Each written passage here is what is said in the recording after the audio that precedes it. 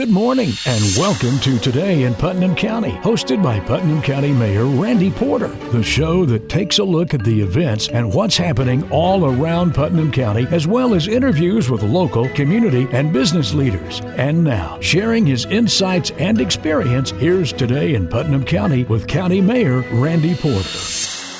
Thanks, Philip Gibbons. Thank you for joining us today. Hope you're having a great weekend. This week's show features one of our local families and the faith-based nonprofit foundation that they created after the horrific March 2020 tornado that took their life of their 4-year-old daughter, Hattie Jo. We're talking about Matt and Macy Collins. My guests this week are Matt Collins. He's the father of Hattie Jo, and him and his wife founded what's called the Magnolia Foundation. And if you have not heard this story or do not know about the Magnolia Foundation and Hattie Jo, this is a interview that you don't want to miss. These are great folks. They've been through a terrific tragedy, but they have turned something into something good that is helping a lot of people. And so we're going to talk about that today and how the Magnolia Foundation come about and the whole story behind it. Matt, thanks for being with us today. Hey, thank you, Randy. I appreciate the opportunity to share. You lived that March 2020 tornado in one way, and I did too, and one of the worst times of my life. Mm-hmm. I know it was the worst time of your life. Yeah. No way to predict when one of those storms is going to hit or anything, and we were just all going on about our normal life, weren't we? Yeah. I mean, you got a great family, and everything was going good, and kind of walk us up to before the tornado happened. Yeah, Macy and I, we've been in Cookeville now for about 10 years, and before the storm, I was in ministry. My wife had been a teacher. She spent a little bit of time at Allgood Elementary School and actually had stopped doing that and was working as an Airbnb property manager for Home and Hill Management Company, which is a local organization here in Cookeville as well. So we were doing that. I was working at the College Side Church of Christ as a youth minister there. Up until that time, it was, a pretty normal life. Hattie was 4.5, and at the time, our youngest daughter, her name's Lainey, she was 2 days shy of being 1. Her birthday's March the 5th. And we've got 3 girls, and our youngest daughter now was not born at the time. So it was just Macy and I, and then the 2 girls. And we had the house that we were in on Hensley Drive. We had been in for about 1.5 years. It was the first home we bought, together. And life was good, right? Life was good. Yeah, it was. It was good. And we lived on the street we had, several friends on our street. We're doing well. Matt, kind of walk us through what you lived through with that terrible tornado and that night as everything's happening. Yeah, we really did not have a clue that there were going to be storms that night. Yeah. We paid attention to the weather enough to know to get a jacket or not. And that was really about it. And so we were asleep with no anticipation of anything bad supposed to be happening. Yeah, we thought the storm's already passed. Everything was done. Everything was done. And so we were asleep in bed. And when my wife, her phone went off with a tornado warning. And so when her phone went off, between the time her phone went off and we got moving, the storm was at our house, and it had to have been less than like 60 seconds. Wow. I mean, it was so fast. And her phone went off. I got out of bed and we turned TV on, and the first thing that we heard was, if you're near Upperman High School, to take cover. Well, that was us. Yeah. And so I grabbed Hattie out of the bed, and my wife ran down the hallway and she grabbed Lainey. I mean, it was in an instant. It was just in an instant. When it hit, it's hard to describe that experience other than we knew what it was. Yeah. We knew it was there. Yeah. It was just so fast from the time that we knew to get going and the time that it was at our house. We just had no time. You had no warning. We had no time. Had we been paying attention ahead of time, honestly, I don't know that it would have made any difference as far as what happened to our house. Right. It was, we lost everything. Right. There was nowhere in our house that would have been considered a real safe place. Right. Yeah. Because your house basically exploded around you. It was just gone. Yeah. There was nothing left. The house we live in now, we have 4 tote boxes of stuff from that house, and we've never opened them. Wow. We have a couple of things from our life before the storm. We don't know what they are. We've never opened them, and so we really we've had to start all the way over. In every sense of the word, we started over. So you've got Hattie Jo, your wife's got Lainey, house is gone, destroyed. Mm-hmm. What's the first thing you remember after all that when you realized that it's all gone? Yeah. The first thing that I remember is yelling Hattie's name. I was holding her. My wife was holding Lainey. I remember yelling her name. Yelling her name. I could hear her crying. Yeah. She was almost 1, baby. And something in me registered that was good, Yeah, right? yeah, Like yeah. I could hear that she was responsive, and I was yelling Hattie's name, and I never heard a response. Never heard a response. Pitch black, right? Yeah, I can't see anything. Yeah. And even now, like thinking back on that moment, I can't see it in my mind's eye. I remember it vividly, but I can't see it. And so I remember yelling her name. And after that, there's a period of time that I don't really remember, but we ended up across the street at a neighbor's house. Right. And my first recollection of that experience is when I kind of came to, I realized that my wife, Macy was across the living room was what we were in. And I knew it was very evident that she was in pretty bad shape. Yeah. And then I realized pretty quickly that I was in bad shape too. I couldn't feel the right side of my body, Right. and realized that there was a lot of injuries that was going on. Yeah. So just the worst, Randy. I mean, just the worst. I can't imagine. Yeah. Man, I can't imagine. So you and your wife wound up being transported to the hospital. Mm-hmm. Your youngest was okay, though, right? Yeah, she got life flighted to Vanderbilt, Right. and she spent a week there, but she was really okay. She was in a neck brace for about a month afterwards as a precaution. She had a few things up in her head and neck area, but if you were to see her today, you would never know. And really, if you saw her right after the storm, you really wouldn't have known. Right. She has a couple of scratches on her, and that was about it. Wow. Macy, my wife, really enveloped her. And so she was protected because my wife had almost laid on her. Her you know body what I mean? is a shield, Her right? body was a shield. Yeah. And so she really was doing pretty well and has no effects, no surgeries, nothing like that. And actually, they came to where we were staying afterwards to do some OT and PT with her. And after one session, they said, we're good. We don't have to come back. Wow.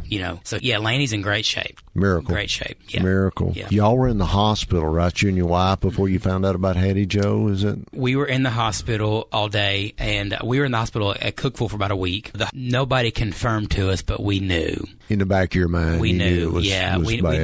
knew that she wasn't in the hospital, and we knew that she wasn't at any other area hospitals. I knew that I couldn't hear her responding to me that morning. And every time a doctor would come in and they would say, okay, you're Matt Collins, you're Macy's wife, yes. Or you're Macy's husband, yes. You are Lainey's father, yes. But they wouldn't mention Hattie. So I would say, I'm Hattie's dad too. Well, nobody wanted to talk about it. And so we knew the whole day. We didn't say it out loud. Right. We never wanted to say it out loud, certainly. But we knew at some point that evening, my father and my father-in-law, they had gone out, and they came back and told us they had gone out to identify Hattie, and they came and told us. And Randy, I mean, obviously, we'll never forget any of those moments, and it was as bad as you can imagine it is. I would think, Matt, and I don't know, having some friends that lost a daughter, you never expect to lose your kids. No.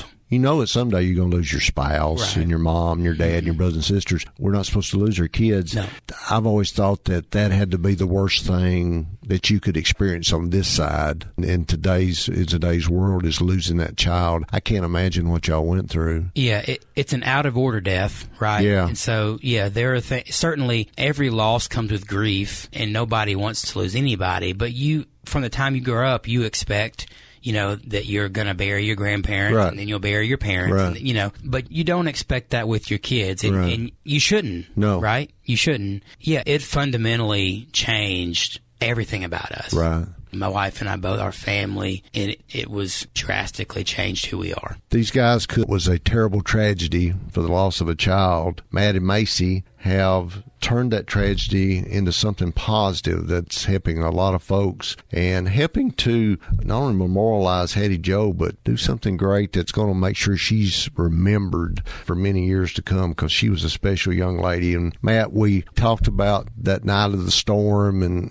the loss and everything, and But y'all had something that happened before the storm that we were talking about on break that's helped you through this tragedy. Tell us about that. Yeah. So every parent of young kids probably experiences the bedtime routine, right? Yeah. Oh, yeah. Ours was no different. Lainey was almost one, like I've said, and so she was pretty good about laying in her crib and go to sleep and that sort of thing. Hattie wasn't as much. You had to kind of work with her to get her to go to sleep in her bed, and so every night my wife or I would read her a story and in her bed, and we'd sing her some songs, and then once she fell asleep, whichever one of us was back there would kind of roll out of bed and make sure that she didn't feel us, and then, kind of escape the room. Well, this night was no different. So March the 2nd, Macy, my wife, she was the one doing the bedtime routine this evening, and so she had read her the stories, and she had sang all the songs that we had in the Rolodex, right? I mean, there are no songs left to be sung, and Hattie's still awake. She's lying there, and her eyes are open, and she's kind of staring at the ceiling, and my wife's telling her, Hattie, it's time to fall asleep. It's time to close your eyes, The next day was a school day because she went to a Mother's Day Out program, and so, tomorrow's a school day. Like, you need to get some sleep. So she wasn't doing it. And so my wife decides to be really still and kind of pretend that she's asleep, and hopefully that Hattie will kind of take that cue. Yeah. And finally, Hattie looks at Macy and she tells her, she says, she can't go to sleep. And she says, Mommy, I can see Jesus. And Macy says, you can see Jesus? And she said, yeah, I can see Jesus. Macy was a little taken aback, right? It's not that Jesus was an uncommon topic in our house, right? Yeah, you Christian home. Yeah. We're both Christians, and I worked at a church, and that wasn't a foreign concept to talk about. But the idea of seeing him was not something that we really talked about or had experience with. And so she said, "Well, Hattie, tell me what do you see? What are you looking at? What's he look like?" And she said, "Yeah, Mommy, I can see Jesus, and he's wearing all white." Wow. And that was the last thing she ever said. After she said that, she settled down and she closed her eyes. Those are her last words. Wow. At some point during the night, she woke up and she walked back into our bedroom. And so when the storm came, she was in our bed. The last thing she ever said was that she could see Jesus and that he was wearing all white. That's something you carry with you, isn't it? Yeah. That we all know as Christians where Hattie Joe's at today. Yeah. That's almost like Jesus calming her, wouldn't it? We have said before we knew that Hattie was going to be held by Jesus that night, that Hattie knew it. She knew it. She knew it. Yeah. And, we believe with all of our heart that she saw him. Amen. And that he saw her. It doesn't make it easier at all. But we have really leaned on that experience to know that, Hattie saw Jesus and he's taking care of her. We wish that we were. Yes. Right? And so it's not any easier, but we believe with all of our hearts that he is. Amen. Your faith has carried you through this. Not putting anybody down that doesn't believe, but I don't know how folks make it through situations like this without having God and without having that faith. And you being deep into your church, I mean, I know College Side you've got a special family there that's helped you through this, right? Yeah, they're good people, and we've needed them, and they've continued to be a support for us. I've thought several times, people have asked, how do you still believe in God? How do you keep going, right? Yeah. One thing that I say is, I don't have any other choice. Right. Really, for me, I want nothing more than to hold all three of my girls. Again, right. And so I believe that Hattie's with the Lord. Right. And if I want to hold her again, well, then I need to be with the Lord too. That's right. And so, and you'll see her again another day. I'll see her again, and we'll have the chance to hold all three of them. And so I don't have any other choice but to keep going and see her again. You could have. You and Macy both could, and nobody would have blamed you, okay? You could have went into reclusion. You could have, a lot of times this tears families apart. Yep. You see divorces, you see all kinds of things happen with the loss of a child, but y'all stayed together. You leaned on your faith. You leaned on your church family. And then you did something really positive. I mean, really, really positive that is helping people that have experienced the same thing that you did. Tell us about the Magnolia Foundation and how that came about. Yeah, so our experience after the storm was we were supported by a lot of people and still are. Our church family specifically, and even the Cookeville community specifically. And then both of us are from Mount Juliet. And so our church back home in Mount Juliet Juliet. And so we were supported by people that we knew. One of the things that we never encountered, however, was any kind of organization that supports families, specifically who've lost kids. There are groups from all over, grief groups and things like that help general. Yeah. But we never encountered a specific organization that says, hey, you've lost a child. We want to help you out. We want to connect with you and walk with you through this. Our story was really public. Yeah. You know, as you know, you can Google Hattie's name even today. And, it's everywhere. And you can still see all kinds of stuff about her. Yeah. And so we knew that people knew about us and people knew about Hattie. And yet, even in all of that publicity, we never encountered an organization who helps families like us. Right. And so we decided after a few years since the storm that we would be that for other people. Take somebody that's experienced it, right? Mm-hmm. I mean, I can't tell you how to fix your plumbing unless I know about plumbing and have experienced how to fix plumbing. Right. I mean, y'all are the perfect people to help someone else because you've experienced it. Yeah, we say all the time that we are unfortunately uniquely qualified for this. And so what we do is we help with families who've lost kids from birth to 18. So if you've lost a child from birth to 18, then we're there for you. We help with funeral expense costs. We help with access to grief counseling. And then we help with what we call commemorative care, which is a longer-term walk with the family. There are important days in all of our families' lives. There are birthdays and holidays and anniversaries. And in our case, there's a date of loss. And in families' cases, who've lost a child, there's a date of loss. And so we make sure that we connect with families throughout the year on those big days. We put something in their hands to help them honor their child so that they know that somebody else cares, somebody else knows, somebody else is thinking about them. You know, after a funeral, the time of the funeral is you can be overwhelmed. Oh, with people being there. So many people. And supporting you and loving on you. Well, eventually, people go back to work, right? And you're by yourself. And you're by yourself. And so with commemorative care, we want to make sure that families know that they are not by themselves. Those are 3 ways that we help. After a loss, funeral expenses are an immediate need that nobody plans for. No. You're right? Nobody plans to bury their kid. And so oftentimes the finances aren't there to do that. Right. So we want to help with that immediate need. Grief counseling, we believe, is super important. Absolutely. You alluded earlier to families, the divorce rates. Families fall apart, and it's understandable because everybody grieves uniquely and individually. And so we believe we want to help families learn how to grieve well, but grieve well together. Right?